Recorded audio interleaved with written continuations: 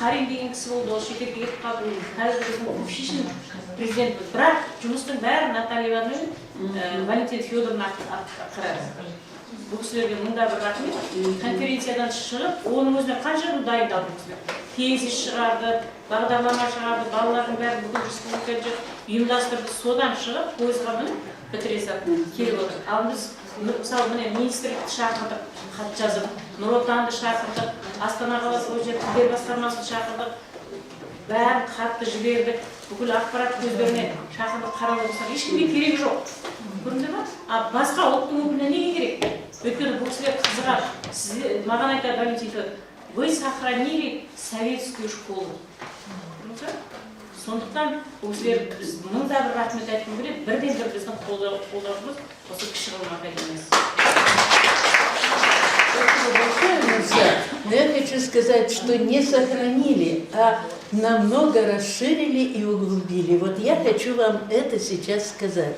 Во-первых, я прошу извинения за то, что я не могу говорить на казахском языке, потому что я не владею литературным казахским языком. А в моем возрасте говорить так, чтобы непонятно было, какое произношение, конечно, невозможно. Поэтому вы уж меня извините, пожалуйста. Но поскольку я вот присутствую уже на 15-й Олимпиаде, я на всех присутствовала, мы с Валентиной Федоровной на всех с первой присутствовали и знали, как начиналось трудно. И если говорить, что у нас научно-практическая конференция, и мы научно-практические конференции проводим, где в первую часть идет научность, а потом практика, то я как физик могу вам сказать, что теория не признается физиками, пока она не подтверждена практикой. Так вот, я могу сейчас, не филолог, я физик, я могу вам очень конкретно сказать, что на настоящий момент это глубоко научная теория, а не технология. Потому что технология – это методика преподавания, а это глубокий научный исследовательский труд, подтвержденный громадным количеством ваших экспериментальных работ. И за это вам великая благодарность, потому что казахский язык с помощью вашей, в первую очередь, теории Нурши, а подтверждением, опытным подтверждением, экспериментальным доказательством становится на уровень международного языка знания. Потому что вот из того, что я сейчас услышала, вы приводите такие интересные наработки, которые не могут теперь уже не согласиться международным комиссиям, что этот язык развивается.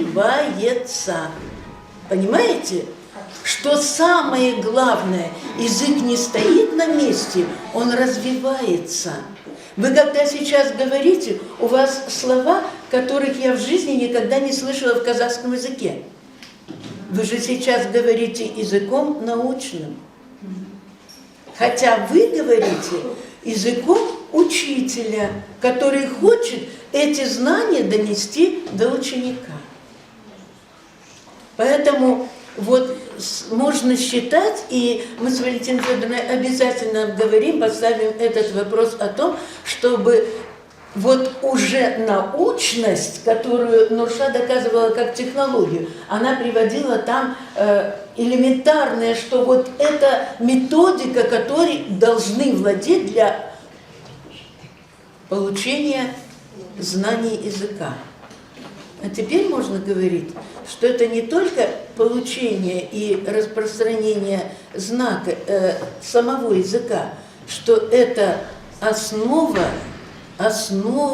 развивающегося, очень глубоко исследованного языка народа, который, в общем-то, еще очень не знаком большому количеству людей на Земле. Понимаете, вы сейчас такой громадный вклад внесли в науку, вы еще даже не представляете. Это просто чудо какое-то. Если бы кто-нибудь из профессоров, филологов, которые вот ей были оппоненты и которые ей пытались доказать, что технология – это не наука, так ведь было? Да. Когда она защищала докторскую диссертацию, пытались доказать, что это не наука, это просто приложение к науке, понимаете? А вот я вам говорю, что это наука, потому что теорию, которая, она где-то лежала, на основе советской технологии, например, преподавания русского языка, которую она, кстати, довольно хорошо знает, и опиралась на нее, она создала совершенно новую науку. Почему? А вот сейчас скажу. На последней, вот уже последней этой конференции, позавчерашней, у нас был прекраснейший доклад ученика 11 класса, математика, который утверждал вот на все ваши математические вопросы. Он утверждает, что известную истину, что единственная наука, которая развивает аналитическое мышление, это математика, это знают все.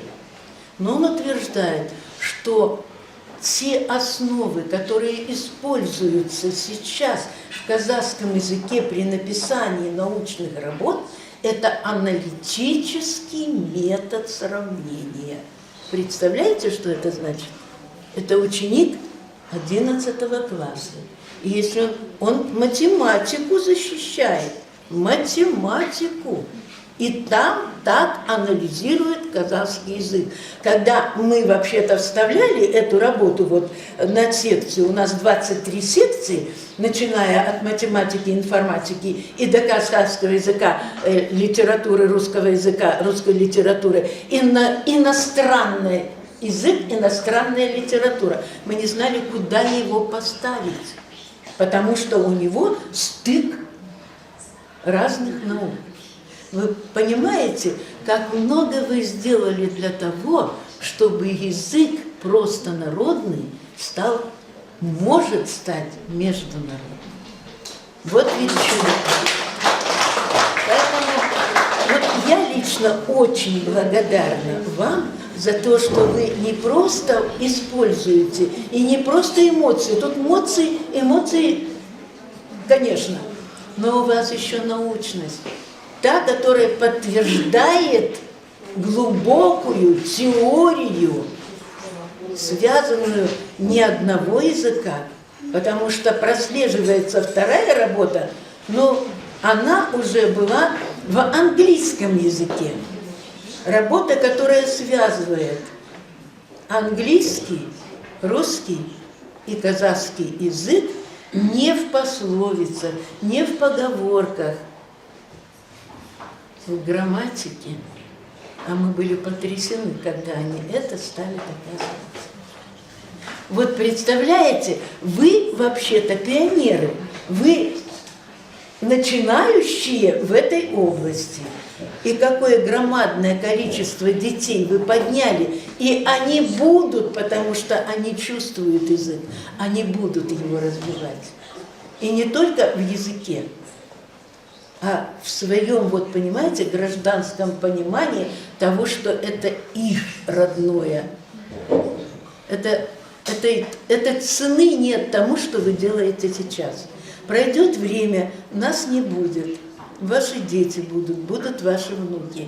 И они будут удивляться, неужели правда когда-то было, что это так не было? Поэтому спасибо вам большое. Нурша, спасибо тебе великое за то, что ты выставила все тернии, которые были на этом пути, и все равно доказала свою правоту. И я прошу вас поблагодарить ее еще раз. Спасибо, большое вам спасибо.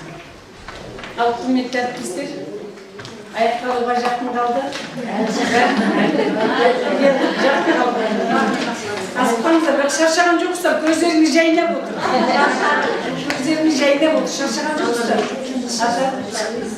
Ал енді бұл технологияны кейбір кісілер жаңадан келіпті, Наталья Ивановна айтып берді, шет жағасын Нұрша Алжанбайқызы көп еңбек сіңірді. Докторлық қорғағанда 15 жыл Қапшағайда жексенбілік мектеп ашты. Енді көп, мен белесіме оппонент болған, соның өзінде 24 сұрақ қойылды. Не айтарын білмей енді ана сұрақты бір қойдыңыз. Жүрегінен шыққан бәрінің жауаптары керемет болды. Докторлық қорғағанда бұл кісі. Одан кейін біз 2001 жылы ауылдан естіп, қазақ әдебиеті, сонда іздеп келіп сабаққа қатыстық. Әрбір сабақ ашық сабақ. Керемет қондай мұғалімдер кіре береді. Бұл кісіге Тасмағамбетов қатысқан, сол кезде біздің алдымызда. Соны Шәмші Көпбаевна, Беркінбаева қатысқан министр. Бізде келіп қатысы кіре беріңіздер, сонда көріп ана интернаттағы сабақ. Осы бануларға, енді ана балалардың сөйлеген есіңіз ауады енді. Аузыңыздың суы ағады, есіңіз ауады, керемет енді, анау бір не сияқты. Керемет енді, мен тілмен жеткізе алмайсыз соны, ана жердегі эмоцияны, ана жердегі балалардың сөйлегенін мен тілмен жеткізе алмаймын. Сол көргенім. Доказательство Бамудың сөзі? Живой доказательство Бамудың сөзі? Міне Бамудың сөзі, қандай әдемі.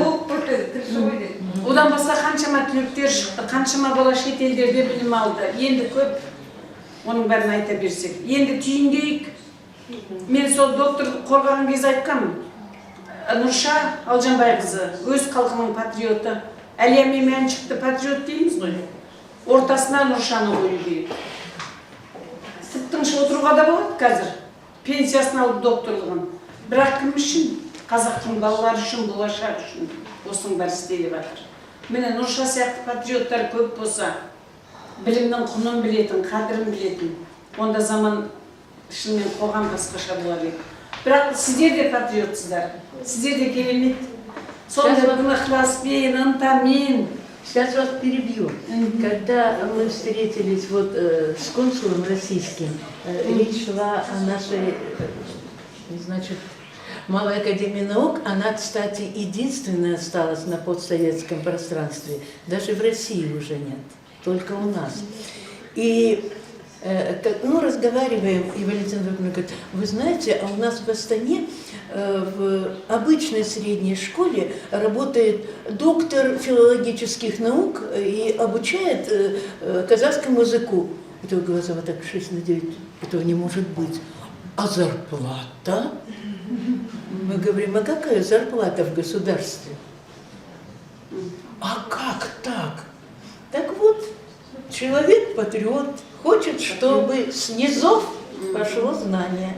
И он был настолько удивлен, вот передать вам не могу, вот такие вот глаза 6/9 у него, что такое может быть. Вам просто гордиться надо и всем своим знакомым, родственникам, детям, и всем говорить о том, что вот есть такие люди, вот есть такой человек, который так любит свое государство и свой язык, и свой народ.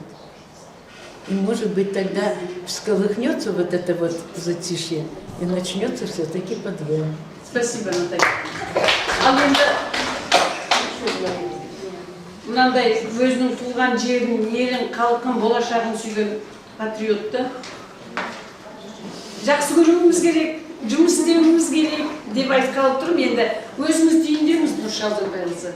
Сізге ұнады ма, біздің бүгінгі эмоция болдырып айта беріңізші.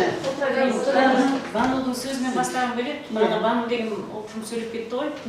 Сонда Шәмші Көпбаевна біздің сабағымызға қатысқанда, Майра Валерьевна біледі, бізде Ардақ деген апайымыз болған. Сонда мынандай кең залда жоқ, мектеп кабинетте жоқ, сонда спорт залда біз ашық сабақ өткіздік.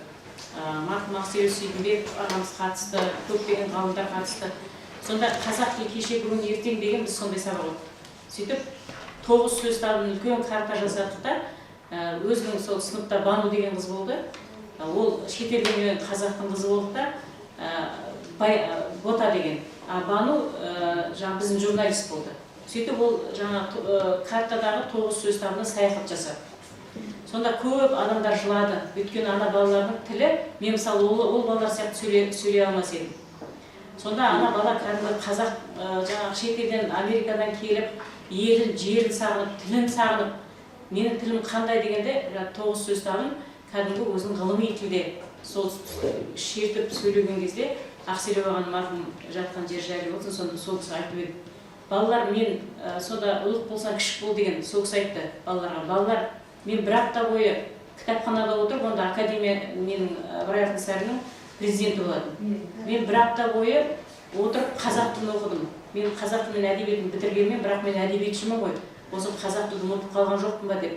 Сөйтіп оқып едім, 90 минуттың ішінде мен айтатын дүние қалған жоқ. Барлығын сіздер айттыңыздар. Сонда мына еврей халқында бар ғой, бала ананың құрсағында біткенде менің балам дәрігер болады, менің балам ұшқыш болады деп. Сонда мен сол балаларды солай, сен 18-сің, 18-ің мына білім жолында 18 қасқыр болуың керек. Және сендер ертең сендердің араларында президент шығады, сендер де осындай шығады дегенде, осы Бану мен Бота біреуі ағылшын тілін бітірді, біреуі жаңа журналистиканы бітірді. Екеуі де сондай ма, өзі де айтып біледі қазір. Апай, сонда сіз қалай білдіңіз біздің осындай маман болатынымызға деп. Енді мына ортамызда Ализа апай отыр.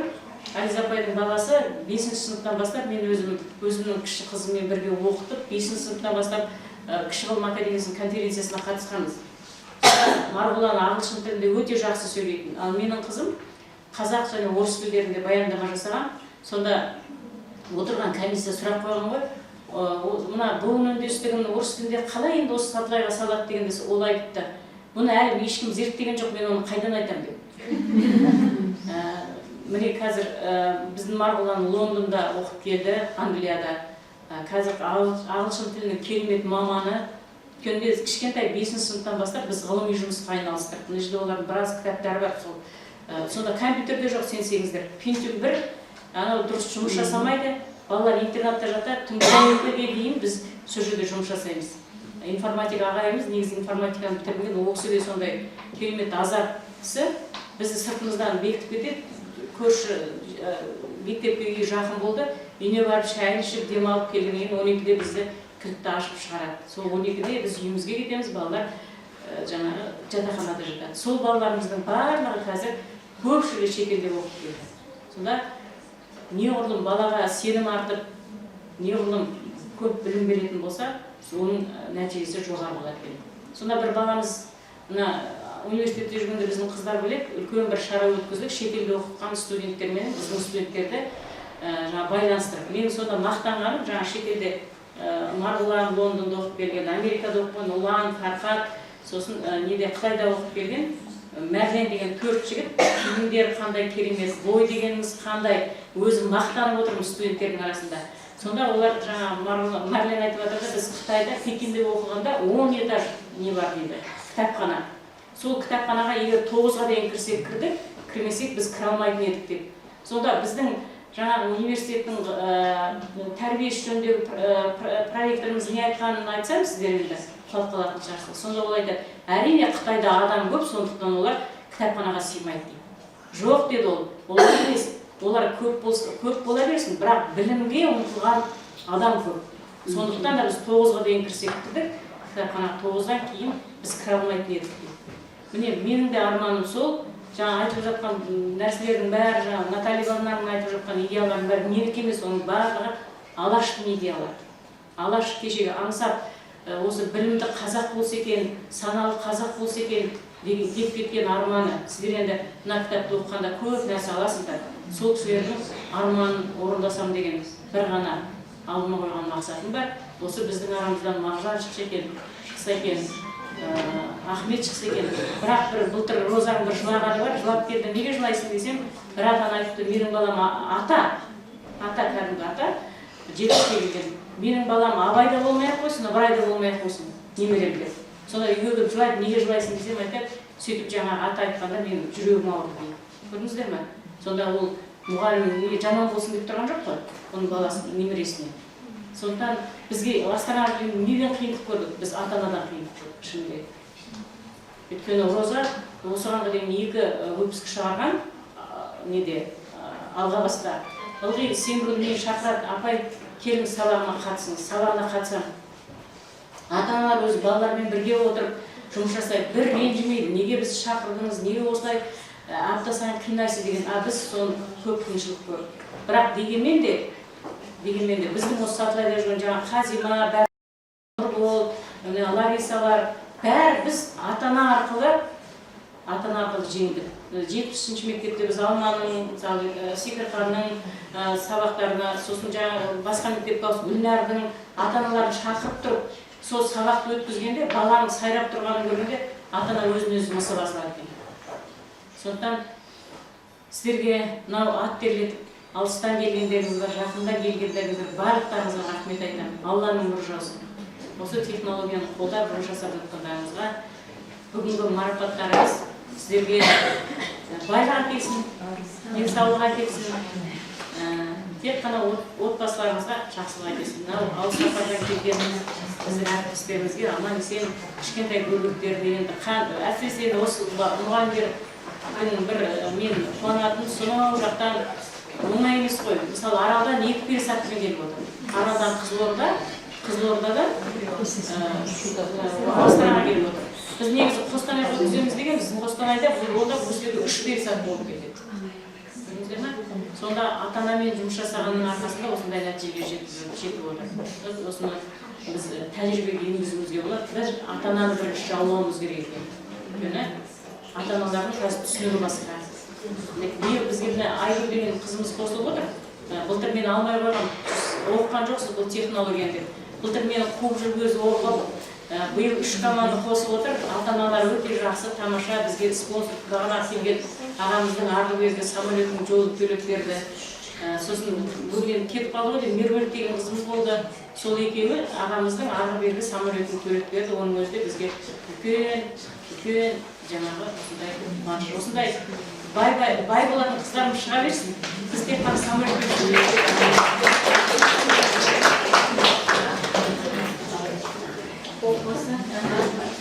ал енді сіздерге көп рахмет. Ықыласпен сіз алдыңыздар.